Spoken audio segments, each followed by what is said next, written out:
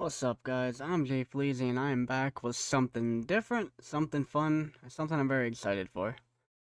This, yes, is TEW9 still, but if you look up in the top left, you'll see Thursday, the 6th February 1992.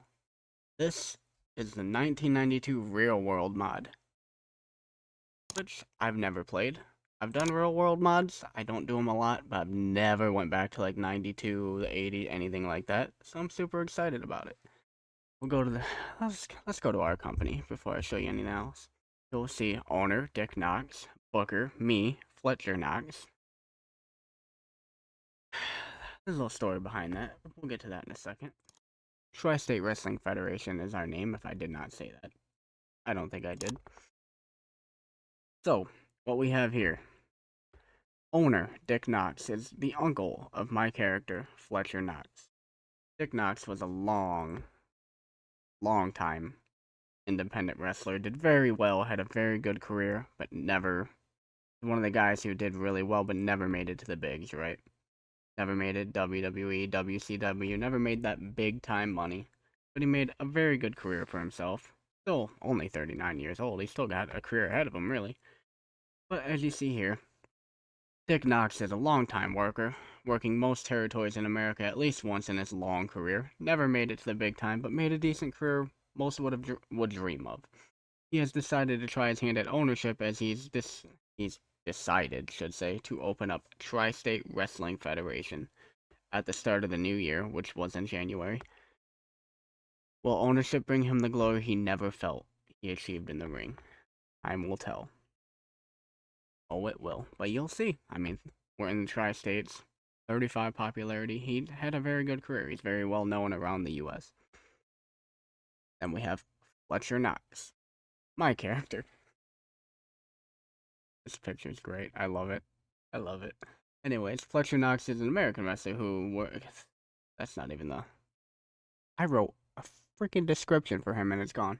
Anyways, he decided very young that he wanted to be a wrestler, so he took the college fund his parents saved for him to pay for wrestling school, and well, Uncle Dick was a wrestler. His parents not a big fan of Uncle Dick, but he's always gotten along with Uncle Dick, and well, one call leads to another thing, and all of a sudden, Fletcher Knox is in on the whole brand new Tri-State Wrestling Federation deal.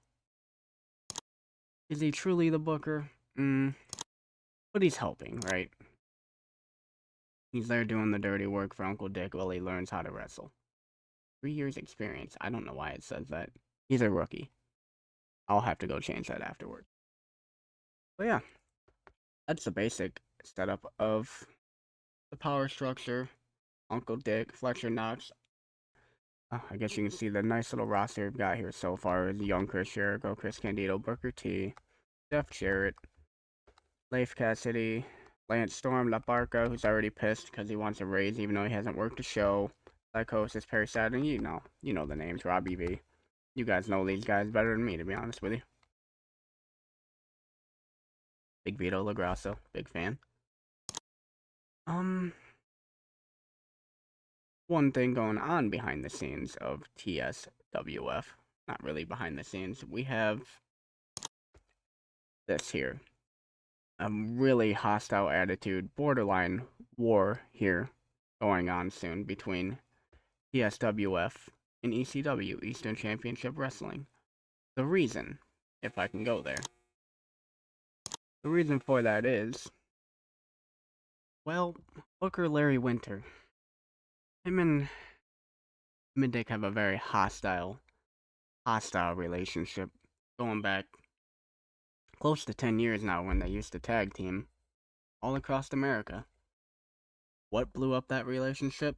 Fletcher doesn't really know. All he knows is they can't be in the same town or all hell is going to break loose. So, Larry Winters is the booker of ECW, so we have a very hostile relationship with them. Alright, I don't know if I've missed anything, but I'm like super excited to get into the first show, so let's do that. If there's something else you guys want to see, let me know in the comments. Get to it. Alright, here we are. First Hard Knocks in Tri-State Wrestling Federation history. We have Dick Knox, owner, opening up the show. Welcoming everybody to PSWF and thanking them for coming and announcing the main event. Him versus La Parca for the TSWF Championship belt.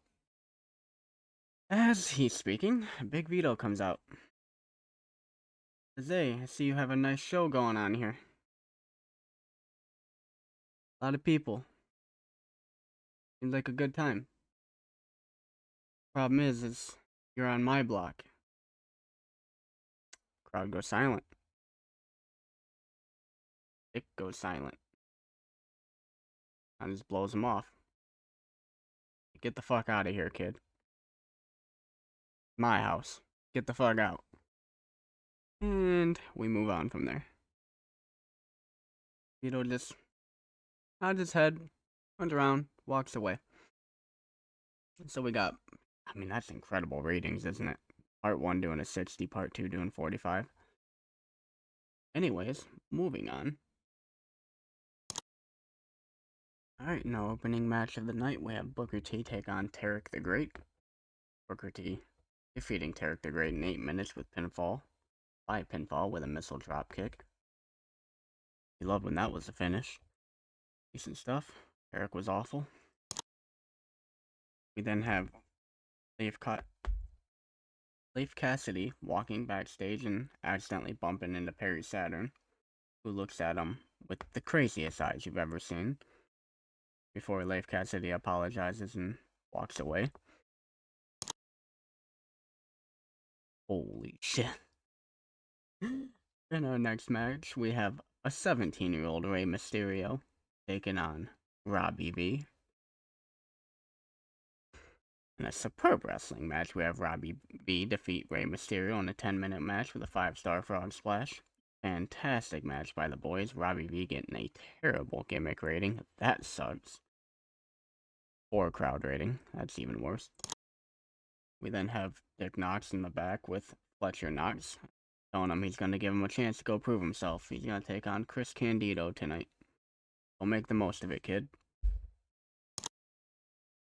We then have the Dynamite Express taking on the Thrill Seekers of Chris Jericho and Lance Storm. Already with a broken forearm. Lance Storm's broken forearm. Crazy. Also, Scott Putski and Sean Waltman have zero chemistry, even though they were an established team in this database. That's unfortunate. Still got a 30 rating. Jericho and Waltman did really well. Storm did well until he broke his arm. Putski was awful. Probably the one who broke Storm's arm. Watch. Yep. A lot of heat in the back. Scott won't be around long, guys. Alright, on to the next. We now have Chris Candido defeat Fletcher Knox in basically 10 minutes with a diving headbutt. A 10 rating for good old Fletcher Knox. Chris Candido beating the hell out of him, but Fletcher just wouldn't go away. It was a tough finish, but a win for Chris Candido nonetheless. We then have Jeff Jarrett take on Leif Cassidy. And about that great wrestling, Jeff Jarrett defeated Leif Cassidy in about 9 minutes 30 seconds with a pile driver. After, Perry Saturn ran in and attacked from behind. In our main event of the evening, we have Owner, Resident Badass, Dick Knox versus La Parca, Resident Crybaby. And about the head, superb wrestling and decent reaction from the crowd. Dick Knox defeats La Parca in about 15 minutes with a submission. By submission. Okay. He just didn't want to use his finish. He wanted to submit him for crying so much. Dick Knox is the first ever TSWF champion. Fantastic show, boys. Honestly. In front of 127 people, too, at the charity hall. I'm very proud of us. We did really well. Oh, and that is right. It ain't over yet. As Dick Knox is celebrating his title victory, he is attacked from behind by Vito LaGrasso, beating him with a baseball bat.